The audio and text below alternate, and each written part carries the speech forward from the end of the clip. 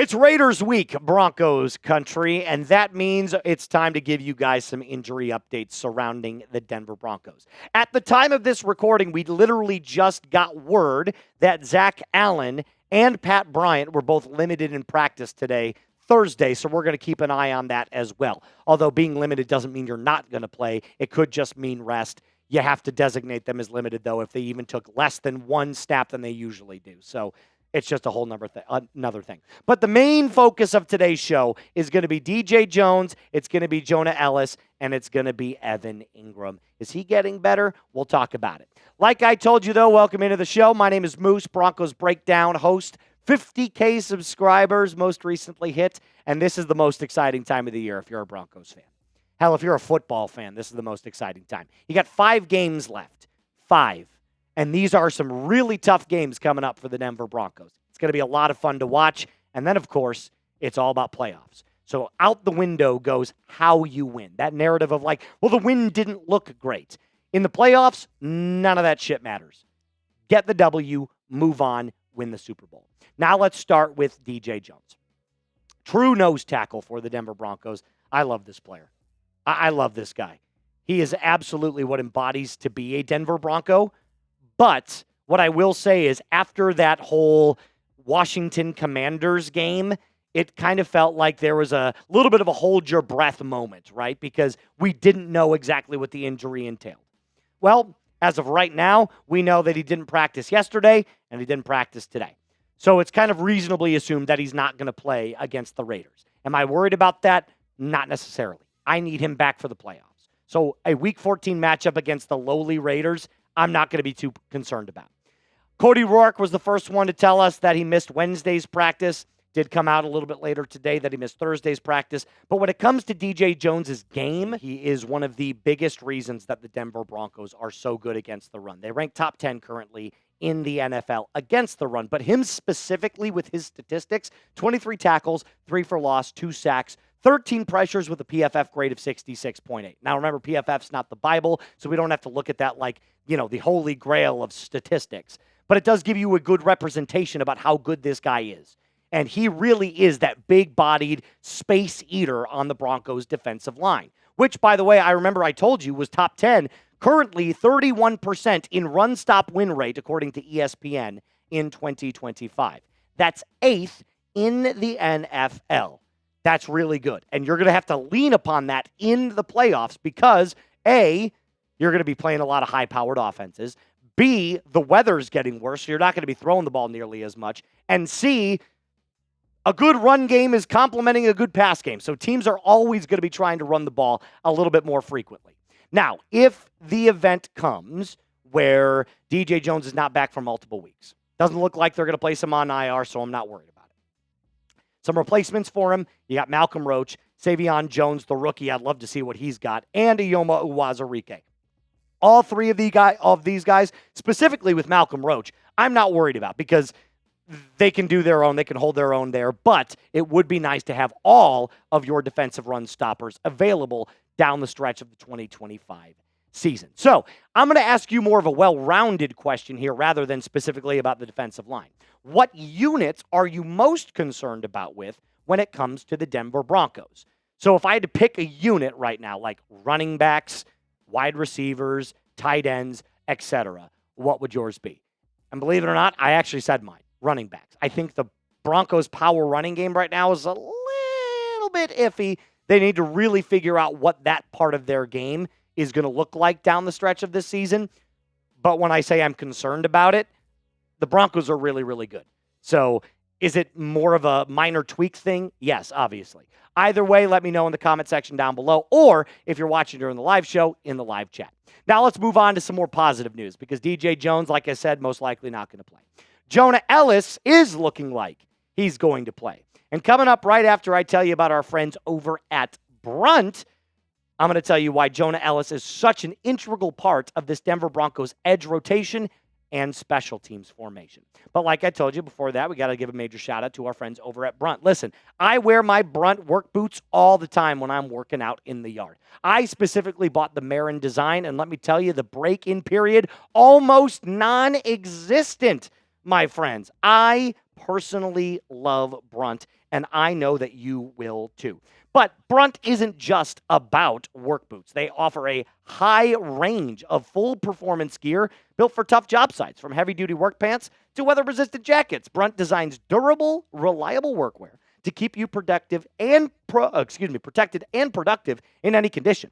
Choosing work boots used to mean sacrificing comfort or durability. If they felt good, they didn't last. And if they lasted, they completely wrecked your feet. With temperatures dropping and the holidays coming up, it is time to treat yourself or the hardworking man in your life to real comfort. Skip the throwaway gifts and get him something built to last. Brunt Workwear. Our listeners get $10 off their entire order with code CHAT at checkout. That's bruntworkwear.com and use code CHAT at checkout. Order today and let them know, hey, Moose from Broncos Breakdown sent me, and they will say, very cool. Is that hairy guy? And you're going to say, absolutely. One more time, bruntworkwear.com. Use code CHAT, C-H-A-T, and get your order in today. So Jonah Ellis practiced in full yesterday, and it looks like he practiced in full today as well. Very good signs here. And I have been clamoring for Jonah Ellis to get back onto the field because he is such a high-performance player. And look, when it comes to his statistics, you're not going to be blown away this year because he just hasn't been on the field. He's only got 14 tackles. He's got 3 tackles for loss, only 1 sack, 2 quarterback hits. But here's the interesting thing. His special teams grade is 70.5. That's one of the highest on the Denver Broncos. So what he's lacking in being on the field, literally, and getting to the quarterback, he's making up for in his ability to do it on special teams. He is a ridiculous special teams player. So I'm not worried about him because he is coming back, and I can't wait to see what his future looks like because it is very bright. At the very beginning of this season, I had said that Jonah Ellis was going to be one of the players, one of 3 Denver Broncos, believe it or not, to actually, what was the word I used? Get 10 sacks. So I said it was going to be Benito, it was going to be Cooper, and it was going to be Jonah Ellis. All 3 of them were going to have 10-plus sacks. Obviously, the only one that looks like right now that's going to do it is Nick Benito for sure. Jonathan Cooper has an opportunity to do it, and most likely, unless he goes on the most ridiculous tear I've ever seen, Jonah Ellis is not going to do it.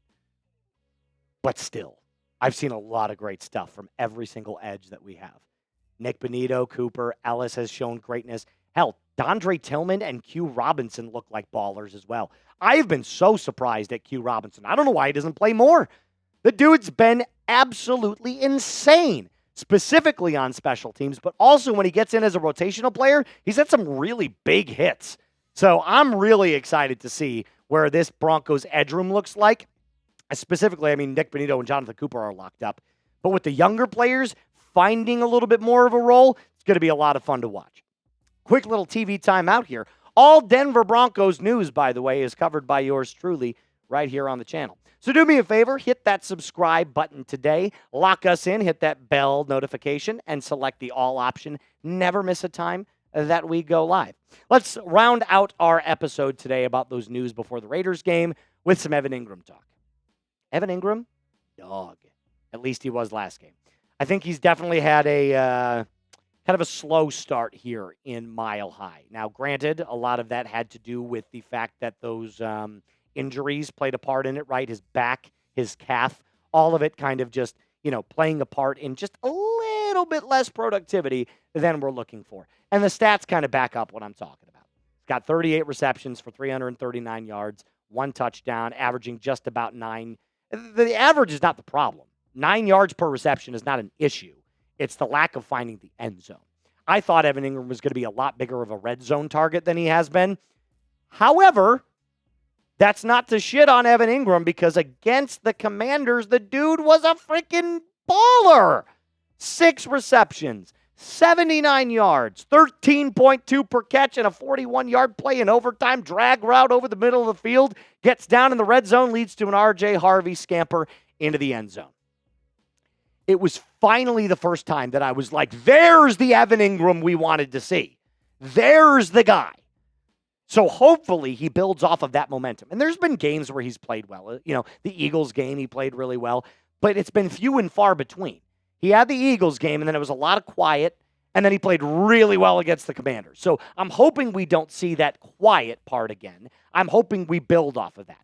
And believe it or not, we've got some favorable teams that suck at covering the tight end. In the next 5 games, the Denver Broncos, their 5 opponents, currently ranked 15th, 18th, 2nd, 29th, and 21st in covering the tight end. That's yards per reception, by the way. The only team that's really good at covering the tight end is the Packers. And like I told you, that Packers defense is formidable. They're scary. They're really, really good this year. But the Raiders 15th, that's kind of mid. Jaguars at 18th. The Chiefs suck at it. They're one of the worst in the NFL. And the Chargers, 21st. Gettable games here for the Denver Broncos and for Evan Engram. So I'm looking forward to seeing what he's got down the stretch of the season. He has an opportunity now to kind of rewrite the narrative that he's kind of been sloppy. Not sloppy. That's not the right word. What's the right word I'm looking for? Slow this year. And not literally slow. Like the production is slow. It's just not where we thought it would be. But if he can end the season with 50-plus receptions, over 500 yards, a couple more touchdowns, I think we'll be just fine going into next season. And maybe, just maybe, if next year goes well, there might be another contract extension. However, if you're sticking around on the live show, coming up in our next episode, we're going to talk about another tight end target that I think would fit perfectly on the Denver Broncos. That's going to do it for us on today's episode. A reminder to like the video, subscribe to the channel. As always, Broncos country, a mile-high salute to you. Be cool.